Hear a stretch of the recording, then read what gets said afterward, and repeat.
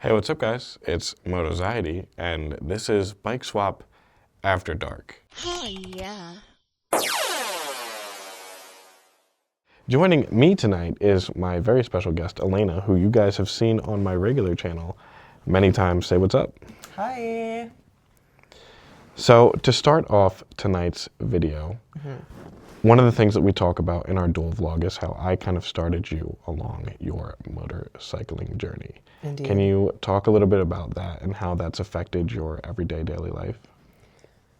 Yeah, so, well, you were, in fact, the reason I got into motorcycling, of course, because I was just a normal, everyday person until you had to come along and wreck my bank accounts and show me a new way of life. I don't know if I really would have ever gotten into it on my own, but you getting me on the back of your bike definitely has changed my worldview on something that is necessary and a daily part of my life. As for how it's changed, I mean, like, I literally can't go a day without riding somewhere. Most of the time it's to work, but outside of that, if I'm not taking my bike to work, which is pretty rare, I will just have to go like bebop around, you know, the area we live in and that kind of thing, just to be able to like listen to music, shut my brain off and have a good time. So that definitely is pretty great. I feel like it's unintentionally such a great stress reliever. Like I didn't expect that, to be honest. It's just so nice to hop on your bike and just ride around for like half an hour. And then I finish up and I'm like, damn, now I just need a nice coffee and my day is pretty much made. Like I did the whole day. I'm good now. I can die happy. So for context, when you and I first met, one of the first things that you said to me was that if I get your husband, Matt, into motorcycles, you were going to be very upset with me. You were not going to like it. Yeah. And here we are, you're sitting here on my channel. You currently have a motorcycle. You currently ride your husband's motorcycle more than he does. What changed? What made you flip there? I don't know. Outside of like, I mean, you just don't know what you don't know, to be honest. I didn't realize it was going to be something that I like fell in love with so hard. And for me, I mean, outside of it being fun, of course, it's also just an all-engaging, all-encompassing activity that shuts my brain off. So it goes back to like the stress relief thing and it just being something that is legitimately like fun, like child laughter inducing type of fun. And I think that is a huge part of it because I mean, of course, you know, like I play video games and I'll go out and we do fun things, but like, I don't know if there's anything as fun in my life as riding a motorcycle. And that feeling is so addicting. So that's really, I think, what changed. And I'm realizing, you know, not everybody has that same euphoric feeling when it comes to it because my husband, likes riding for sure, but he doesn't have like the same, oh, I need to do this every day or something will feel off vibe. So, you know, it's kind of interesting that I became the one that's so obsessed with it, but I mean, it is what it is, you know? So it's safe to say that getting into riding was a good decision then. It's something that you're glad that you did. Oh, for sure. And you're glad that you met me and everything like that. Oh, yeah, definitely. Like I don't know. My life is forever changed now that I can just take my motorcycle everywhere. All right. It is the bomb and it's just fun. It's just so much fun. I'm obsessed. So obviously you're a new rider, you're a beginner rider. You've only been riding for a couple months now. Yeah, like 4. 4 months? Okay. I'm not sure. I have no concept of time. I'm like, it could have been last week. It could have been 3 years ago, to be honest. I'm not sure. So you started on a 300 SS, a CF Moto. Yes. And your husband got a CLX 700, also a CF Moto bike. You currently ride his bike more than you ride your own. Yeah. And it's been 4 months and you're still a new beginner rider. So you've jumped from a 300 cc motorcycle to a 700 cc motorcycle. Do you want to talk a little bit about that step up process and kind of how you feel now that you're on that bigger bike? So, yeah, it's funny you mentioned that because I got the trigger notification of like, you haven't ridden your bike in 10 days from my 300 on the app. And I'm like, oh no. Anyway, no, I'm kidding. But like, I don't know. The 300 was fun to learn on and it was nice. And I think it kind of gave me like this false sense of security because I'm like, oh, like it's a less powerful bike. So I'm not going to have to worry about like yeeting off into the wind. Because that's really, I guess, the mindset I had towards larger bikes was like, oh my God, I'm going to let off this clutch and I'm just gone. Like, as if that's how it works. But after riding a ton and getting more knowledgeable and stuff, like you realize like, oh, that's not the case. Like you are in control at all times as long as you know what you're doing.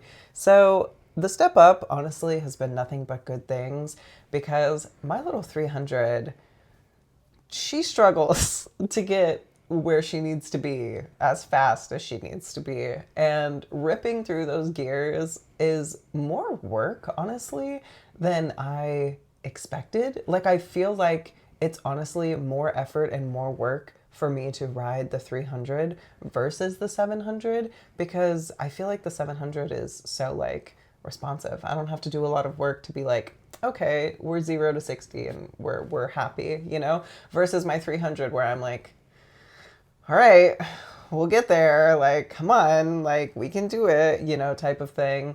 So, yeah, honestly, if I could have gone back and picked a different bike, I would have probably got something a little bit bigger. But I mean, having the 700 is nice. And I definitely have the requirement now where the next bike I get is probably not going to be able to be much less than a 700, if not something bigger, to be honest. So you say you would go back probably and change the bike that you started on from a 300. Yeah. Was there ever a point with the 300 when you first started riding that you thought, oh man, I don't think I'm going to be able to upgrade to a bigger bike. Like, this is just too hard. Like, was there ever a point where you were struggling, where you weren't sure if you were going to be able to upgrade? Yeah, so like, I mean, you know, like I was not like a graceful person starting off with like riding. I don't have a ton of balance. I'm not out here I'm not the most what's the word, coordinated person. So it wasn't something that I like picked up on. I mean, I don't know. I feel like I didn't learn it super fast. I did my best, and like in the beginning, I think the biggest thing that I was getting hung up on was just like my lack of knowledge and confidence in like how to operate the bike in the most effective way. And that was really the main thing holding me back. So sure, when I started off for the first couple of weeks, I was definitely like, oh my God, can I do this? Like, did I make a mistake buying this bike? Like, is this even going to be possible? Like, what the hell? So it definitely was something that I thought more towards the beginning, but I don't know. I really feel like after like a couple times of like being with you in the parking lot and then really taking the MSF course and getting that extra layer of knowledge, I was like, oh, I can totally do this. Like, what the hell? Like, what am I on about? This is fine. So yeah, maybe towards the beginning, but later on, yeah, I had no qualms with like wanting to upgrade. Also, my clutch is trash, so being able to ride a bike that has a much better clutch is, it's life changing. And that's like probably one of the biggest reasons why I don't want to touch the 300 outside of like speed and then also clutch. Good. I really want to upgrade that bike so fast. Yeah, that was definitely one of the biggest things that I noticed about your 300 SS when I rode it was the clutch. I had a lot of issues with the clutch. I had a lot of issues with shifting up. And it's one of the things that I talked about heavily in my video. Do you think that you noticed the clutch issue as much before I talked about it in my video, or did you watch my video or talk to me about it and then you started to kind of notice it? I don't think I would have noticed it if I wouldn't have ridden different bikes. Because for me, it was just like, oh, like this is just how it is, you know? Like you were still explaining how a clutch worked, and I'm like, yeah, my clutch works like that. Like, what are you talking about, you know, type of thing. It's like, yeah, you let off and it goes, you know, type of thing. So I was super confused by what you meant at first. The shifting kind of made sense because, good Lord, like for you to get into second gear, like you really you gotta hike that. Just like, why? Why is it so aggressive? You have to treat this bike aggressively for it to do the things you want it to do. But yeah, no, I really wouldn't have noticed unless I wouldn't have ridden other bikes. But it was really with your 400 that I was like, oh, my clutch is trash. Like I understand now. I get the responsiveness and like, you know, the fact that it's not the 2 centimeter thing that like you barely have to pull my clutch in. I mean, maybe this much, like for it to cut it. Like it's kind of ridiculous, honestly. I don't know what the hell is up with that. But yeah, no. It took me riding other bikes to figure out that like, this doesn't feel good. Because after I rode the Ninja is when I was like, oh, I hate my bike. Great. So knowing what you know now, you'd probably have gone and picked like a Ninja 400 or something like that as your first bike. That probably would have been better. Like, yeah, Or definitely. possibly like the CF Moto 450S. Yeah, that would have been cool also as well. I feel like I probably like wouldn't have outgrown that nearly as quickly. Or if I would have, I mean, I still would have just been fine with it. So like the 400 is fun. Like I don't feel like I'm struggling to get it up to speed or like do the things that I like wanted to do. Like it's a good time, you know? Compared to the 300, I don't know. I feel like even though like that's not that much of a step up, it's just so drastic. And I think a lot of it is just like how it's made and stuff as well. So that could be a part of it. Interesting. So now that you've had 2 hands-on experiences, one with the 300 SS, the CF Moto bike, and 2 with the CLX 700, also a CF Moto bike, and a separate hands-on experience with a bike that is not CF Moto, a Ninja 400, meant to be a beginner bike by Kawasaki. How do you feel about CF Moto as a company, and how do you feel about their bikes?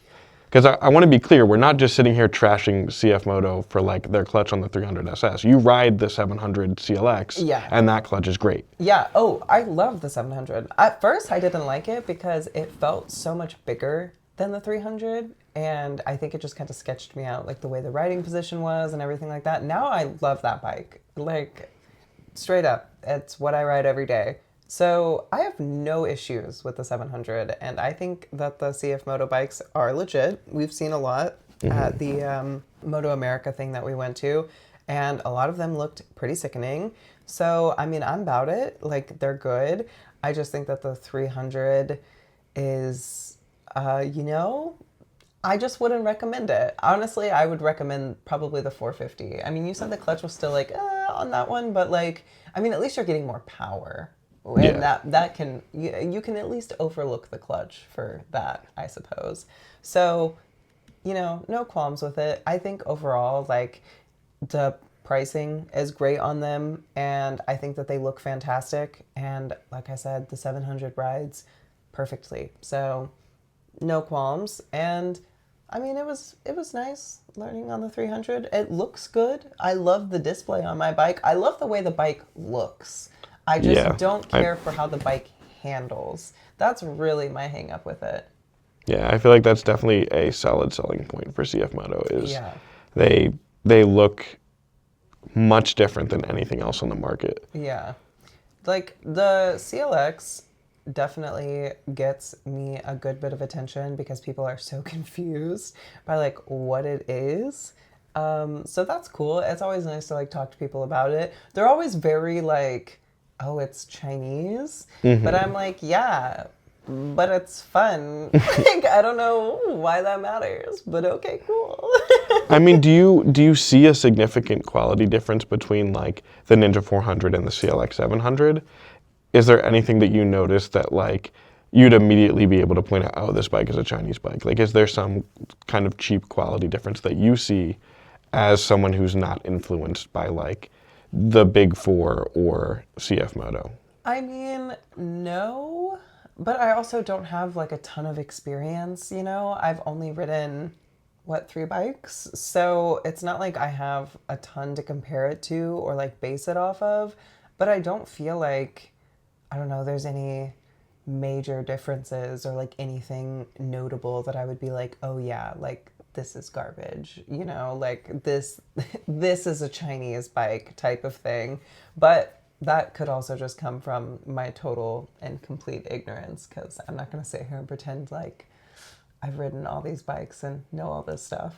I feel like you not riding as many bikes though is a good thing when it comes to these kind of questions, because you haven't built those like pre-adjusted biases already towards a specific company. Like, Yeah, that's fair. you know, you ride your CF Moto bikes, but like you're still looking for other options currently. You're still a new rider. Oh, Like you yeah. haven't found your one company that you're sticking with over everything else. So I don't know that I ever will, to be honest. I just don't see the point. I mean, like, I can get people being like super on board. You know, we have the Harley brothers, and they are dedicated to their, yeah, right. Like, they are dedicated to like their thing. And I like, you know, respect if you want to ride with one thing forever, like go for it. But for me, I'm like, I don't know. I want to sample like a little bit of everything, right?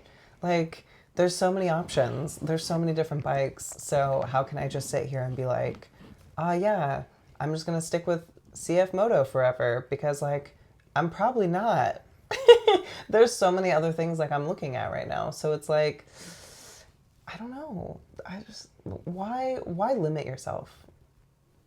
There's just too many options. So earlier you mentioned your MSF course. When you took your MSF course, what bike did you ride?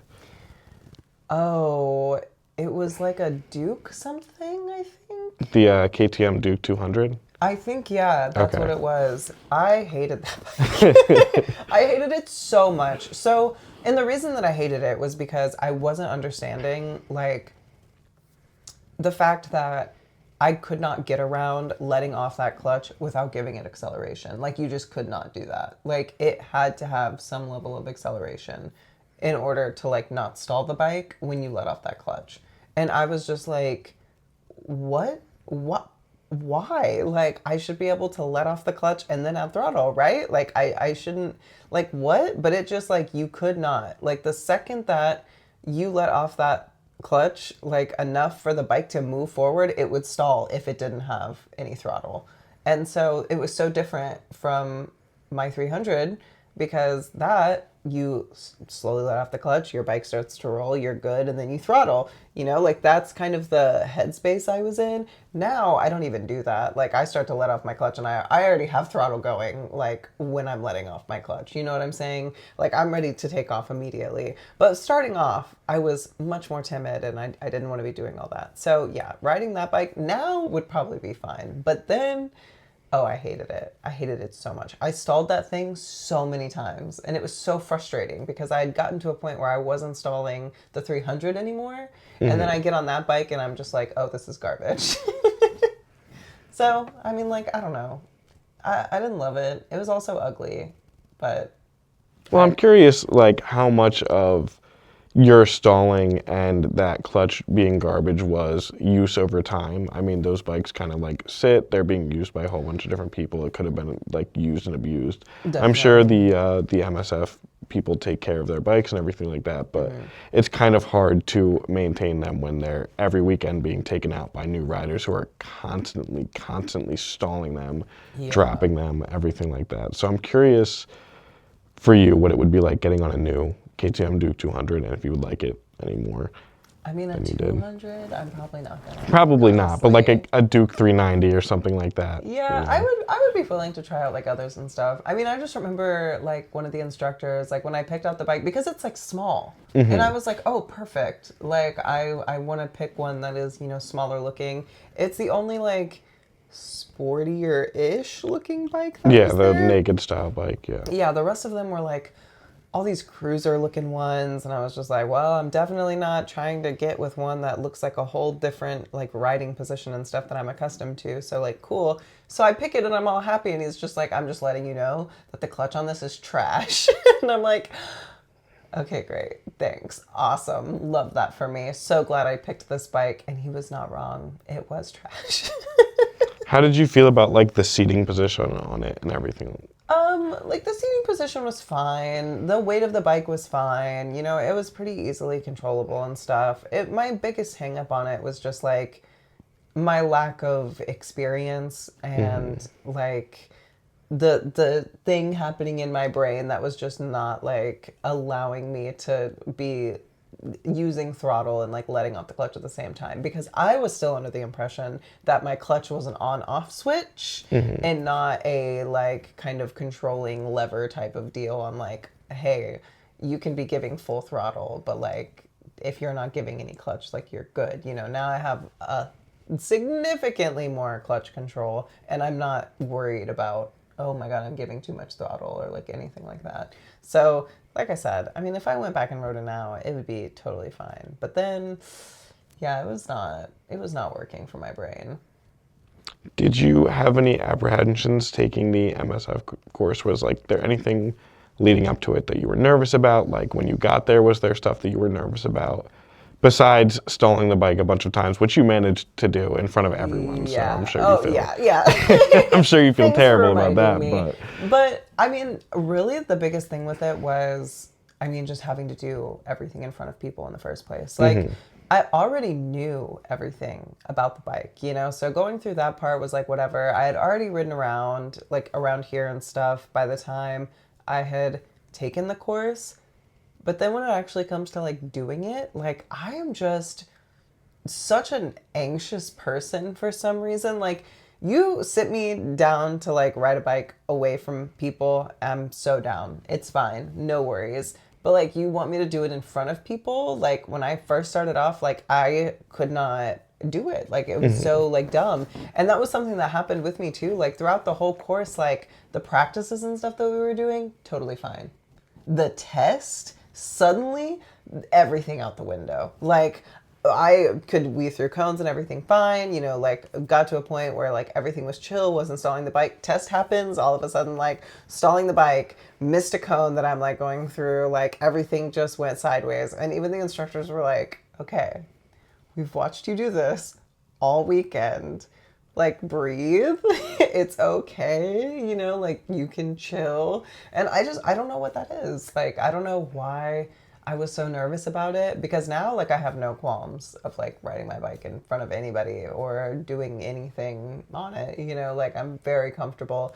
But then like yeah, absolutely. I think the biggest thing that I was worried about was the God, what was I worried about? I think it was like the figure eight U-turn type of thing. Like I was super sketched about like I was being definitely worried about that too. Yeah, like that was like really the main thing that I was like, wow, I really don't want to do this. But it's that lower speed clutch control like that I just had not been practicing. You know what I mean? Like there wasn't like I didn't know going into that of like being able to ride your rear brake while you're still giving throttle and controlling everything with your clutch. Now that's totally, it makes sense to me. It flows, you know, seamlessly. But when you first start out, you're like, there's a lot of moving parts to this. And on top of that, I'm going super slow and I need to keep this bike upright. Like, what the hell? That's too much going on. So it's just like, that was so sketchy to me. But I mean, I did it. I got it together. I passed. Thank God, because that course was like, what, $400? Yeah. I would have been so sad if I failed, but I would have taken it again for sure. It would have been worth the money. It's expensive, but I feel like it definitely is worth the money. I mean, oh yeah, you know what's ridiculous is I'm pretty sure one state over in Pennsylvania, they give it for free. I don't know about that, but probably it sounds. I feel like I just watched a girl that said like she went and got hers and it was free, which is rude as hell, but it's fine. I'll fact check that and put it right here. Yeah, like, but I could definitely be wrong. It might be a different state, but I feel like I saw that and I was like, wow, that is absolutely ridiculous. Why don't we have that option? I wish we had that option. I mean, it would be great if we had some more free options when it comes to motorcycle safety and training courses and stuff like that. I mean, yeah, honestly, like, you would think that, I don't know, somebody would be out here trying to provide that information to people. That's true. Outside of YouTube. People have to get paid though, so it does make sense that it does cost a little bit of money, and I'm glad to pay for it too. make sure that people can feed their families. But the anxiety that you were feeling throughout the MSF course and before the MSF course is definitely one of the main reasons that I started this channel.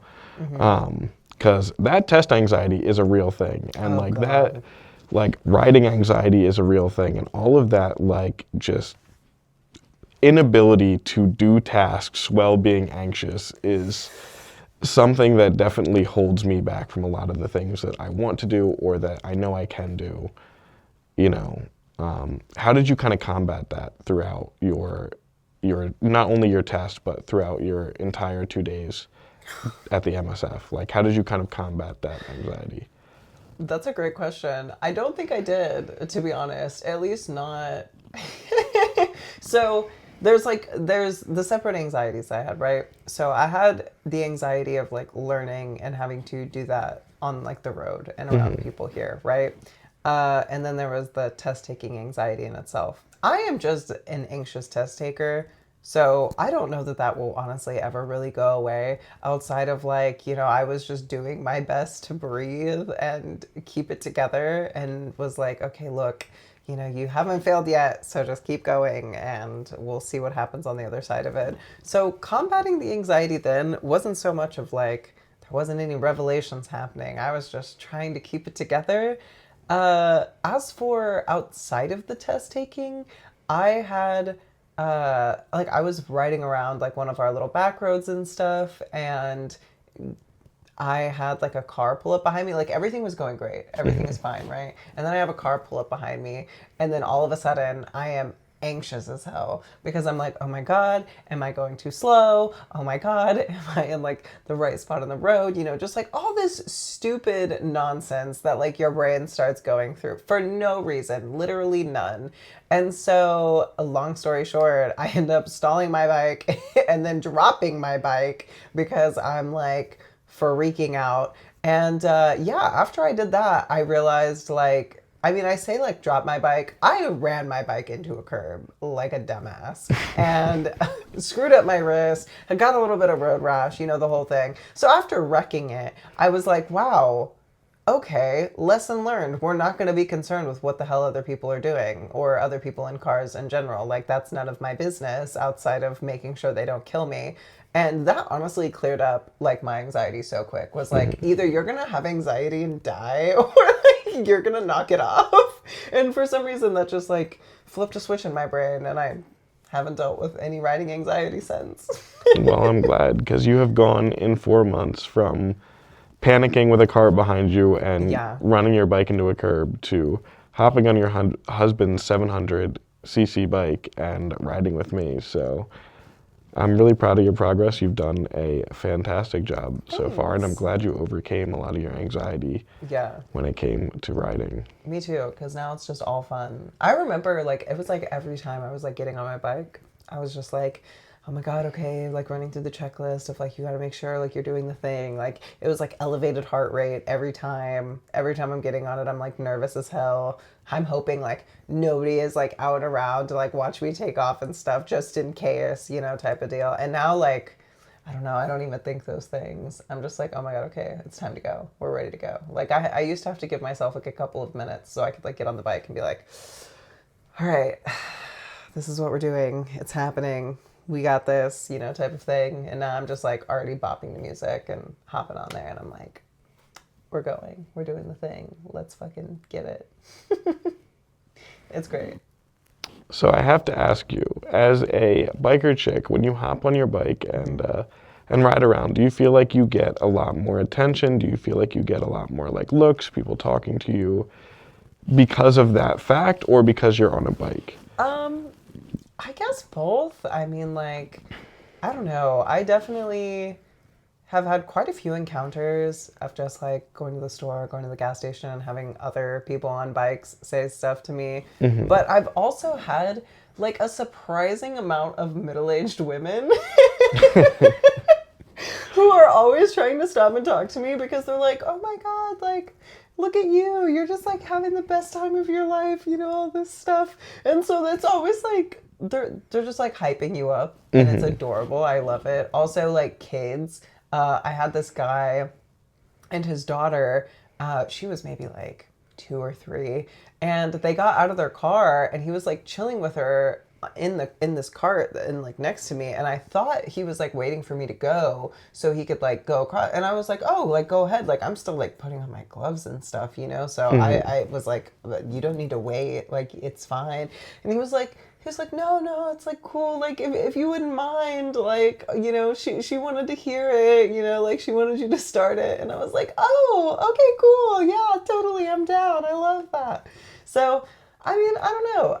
I think that people are just into bikes, but then I guess seeing like girl bikers, especially around here, we don't live in a huge area. I haven't personally encountered any other like lady bikers yet.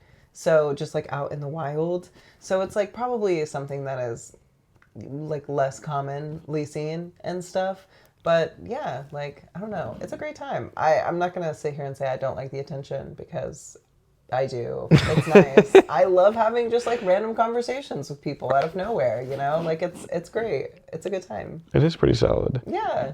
Is that something you wish you encountered more, like more female riders? Oh yeah, for sure. I already was like, if I meet any other girls that are in my life that have any interest in like riding a motorcycle, I will teach them 1000%. Like I will take the time to do that with them, because it would be fantastic to have other lady riders. We only have Selena, and she's fantastic. I love her bike, and she is a great person to hang out with. But yeah, like it would be great to have like a gaggle of us. You know what I'm saying? Like I need like a whole posse.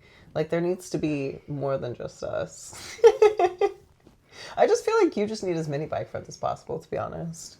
That's fair. Yeah. I also feel the same way. Yeah, I just want everyone to be as obsessed as I am, so then I can talk at them and then they can talk back to me, and it's great. So now you understand why I needed to get not only your husband but also you into riding motorcycles. So now you understand. Yeah. Okay, so I'm just glad that I'm not in trouble for giving you guys a hard we're so far past you being in trouble. Now, okay, just making sure. My bank account is just in trouble because I feel like, I already need to upgrade the bike I just bought.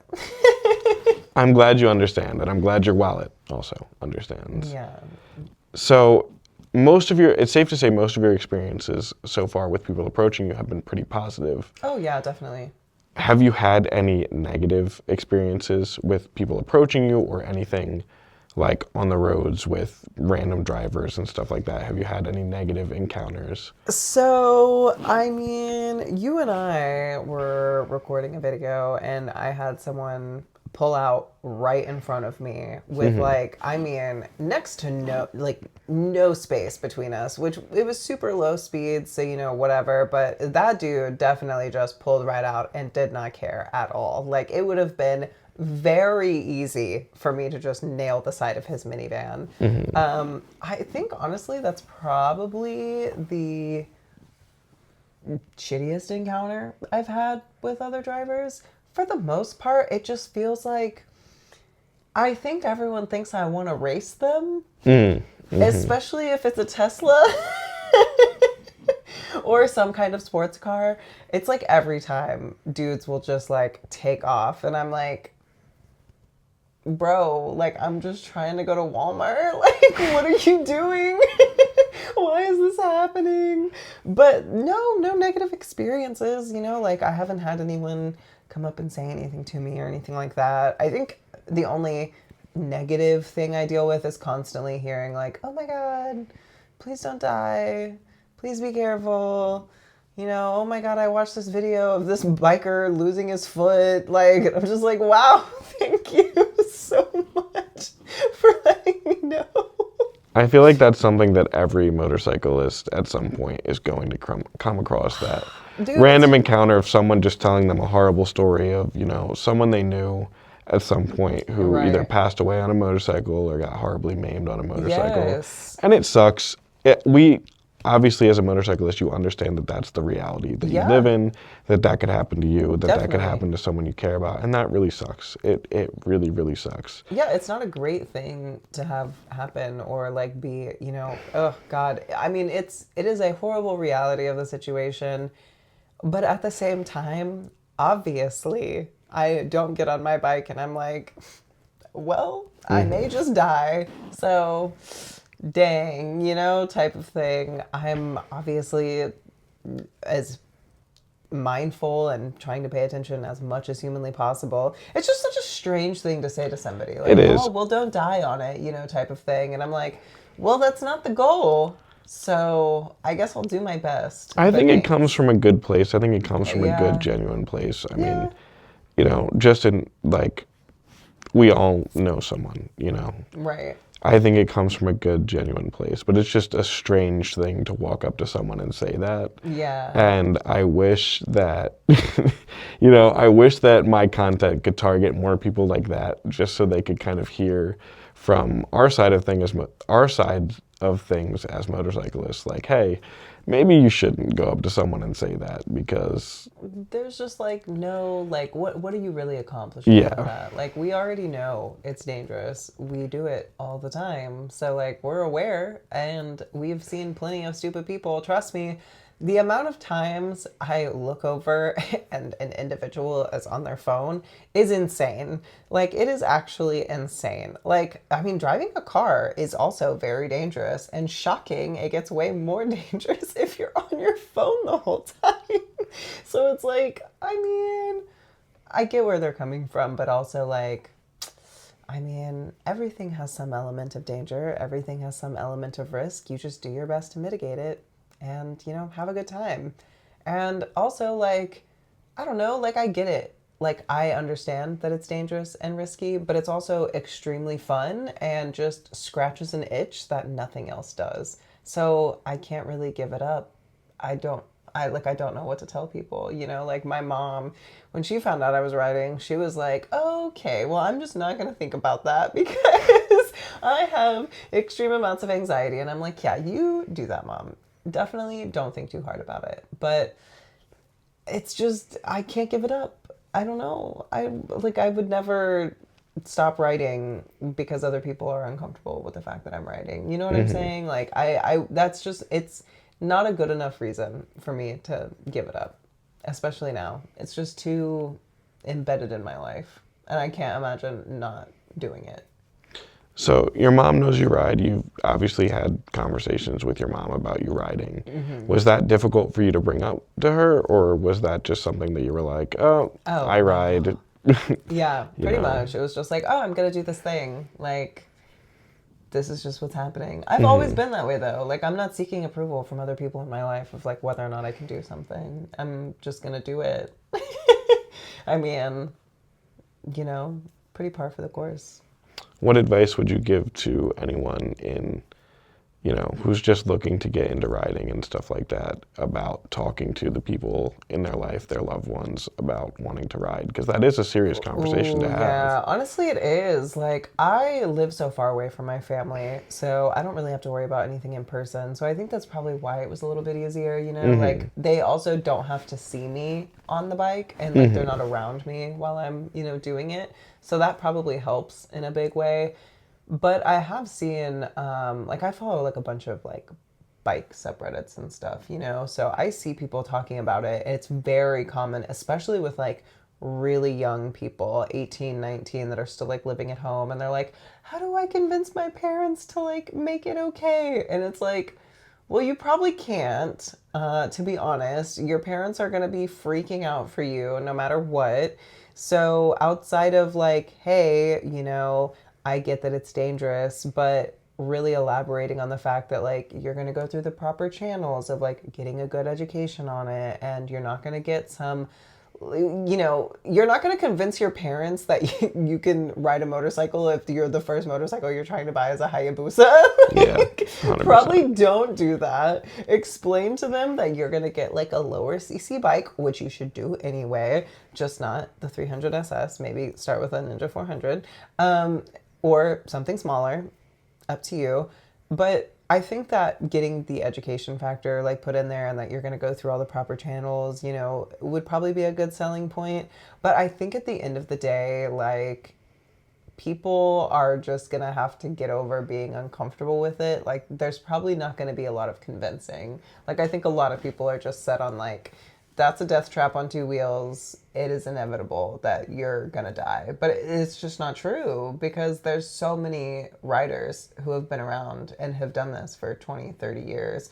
Like my grandpa, for one, he was a biker and he rode for literally the entirety of his life from the time he was like late teens to now he's early 60s, 70s, I think. And I think he stopped riding, a few years back. But I mean, that's a good 30, 40-year span of him riding a bike damn near every day. And he's still here. So it obviously there can be situations that are not in your control.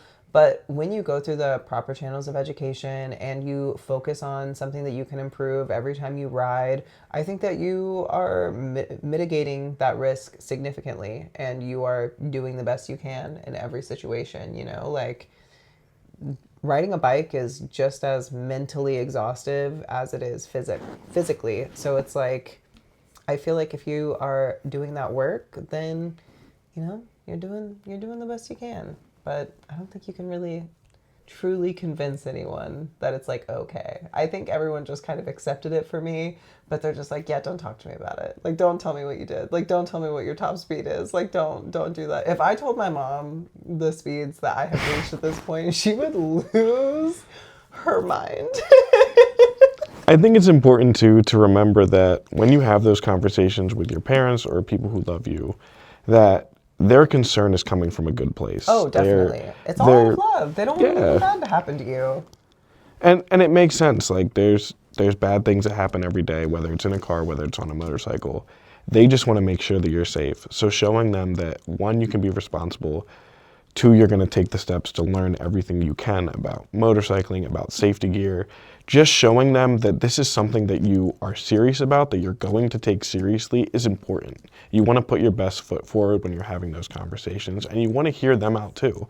They have serious concerns to share with you, and just being one-sided and single-minded about like, hey, I want to do this thing, I don't care what you say, I'm going to go do it, isn't exactly the best way to keep the door open and have that conversation. You're just going to have resent happening. God forbid something does happen to you. Do you really want, you want your parents or whoever it is who loves you and cares about you to be like, okay, so-and-so took all the precautions necessary. Like, I think it's just very important to take those things seriously and follow it with all the responsibility that you can.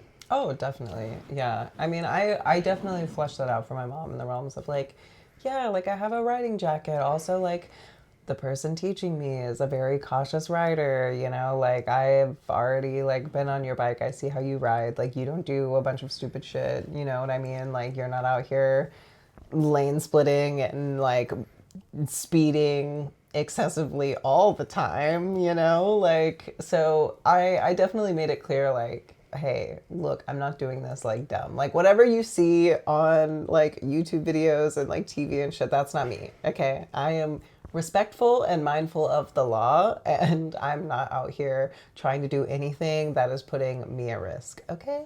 Like, we're doing our best. But I think that's a really good point, like they do just care and they just want you to not get hurt, of course. 100%. So we covered new bikers. Mm-hmm.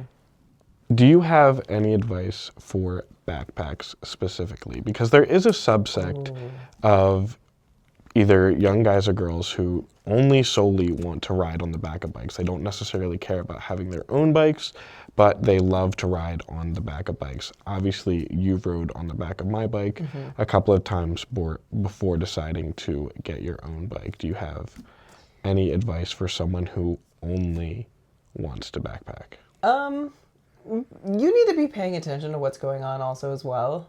And I mean that in the realms of like during takeoffs and stuff.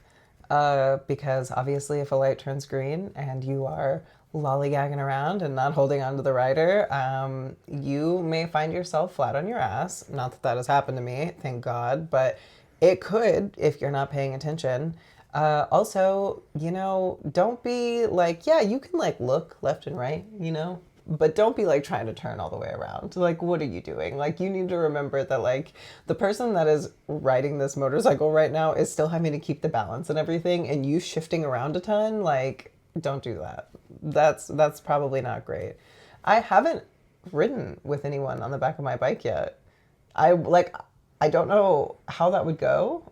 I'm very curious to know how it feels, honestly. Like, I'm so curious to know how it feels.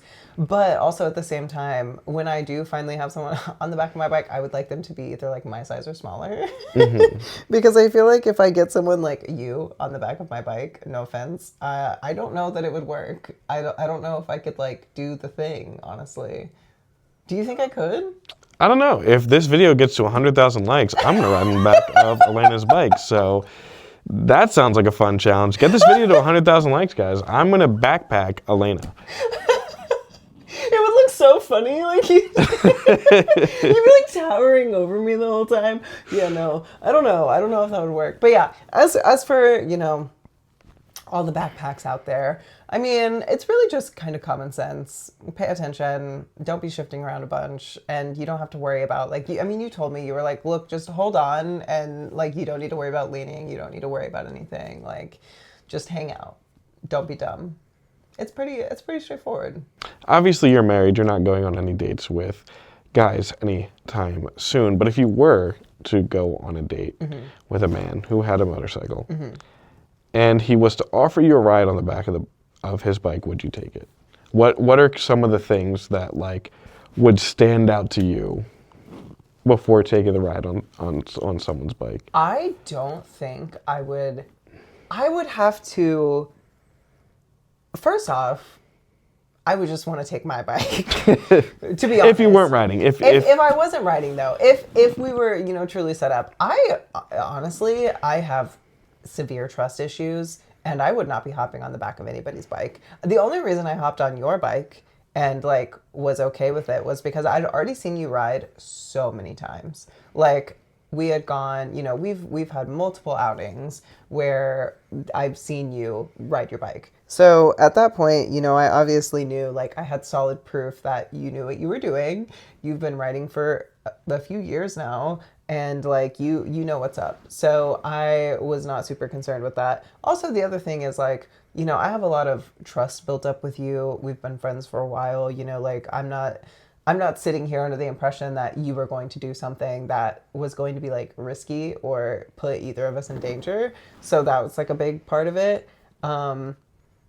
As for like me, if I were to be going on a date with somebody that I didn't know and hadn't seen them ride, oh my God, no, absolutely not. Like, I would not be able to get over like the anxiety of like, is this person in control? Do they know what they're doing? Is this okay? Like, I don't know. I don't be trusting people like that, to be honest. I was just curious. I had to ask the question. Yeah, definitely. I mean, like, I get it. I wish I could be like more laid back, but it's like wild seeing like YouTube videos of like the guys that'll just like pick up random girls from the gas station or something. They're like, oh yeah, going to ride with me. And they're like, sure, yeah. And I'm like, you don't know how long this person has been riding. Like, they could have picked this bike up 20 minutes ago and they're just dicking around. And you're just like, yeah, sure, let me hop on the back of it. Like, absolutely not. And you don't know, like, I don't know, like, no offense to dudes, but sometimes y'all be trying to have a little pissing contest or show off. And the last thing I need is to become a meat crown at 120 miles per hour because a guy thought it would be fun to show off. You know what I'm saying? Like, I just don't, I don't know. I'm very sussed out by that. You have a point. Right? That's what You I'm do have saying. a point. I was going to argue with you, but you honestly have a point. Right. Like, it's different when you Yeah. see them ride and you know that they can do the thing. But if you don't know, if you don't have that proof, like, bro, I'm not getting on your bike. Are you kidding me? You can get on my bike. I know that I can ride. So like, we'll take my bike to dinner. It's fine. I should probably spend a lot more time going on dates and being a backpack to different people, just so I get that experience and I can That's true. speak about it a little bit. That's definitely true. I mean, I will take you to dinner sometime if you want to be my backpack. If I want to be your backpack. I think that would honestly be the most hilarious thing that people could see. Is just like me. 100,000 likes, backpack dinner. Let's do it. I'm hungry. Definitely. Same. Well, thank you, Elena, for joining me tonight Yeah. on BikeSwap After Dark. I really enjoyed your company. I hope to continue to have you on episodes of BikeSwap After Dark, and I hope to continue to feature you on my channel. For those of you who want to continue to see Elena here on YouTube, besides on my channel, you also have a YouTube channel as well? I do, yeah. So my channel is Elena Darling with 2 G's. I do kind of like social commentary type of stuff, and it's all like kind of me related. So I don't know if any of you guys are into that, but if you want it, it's there.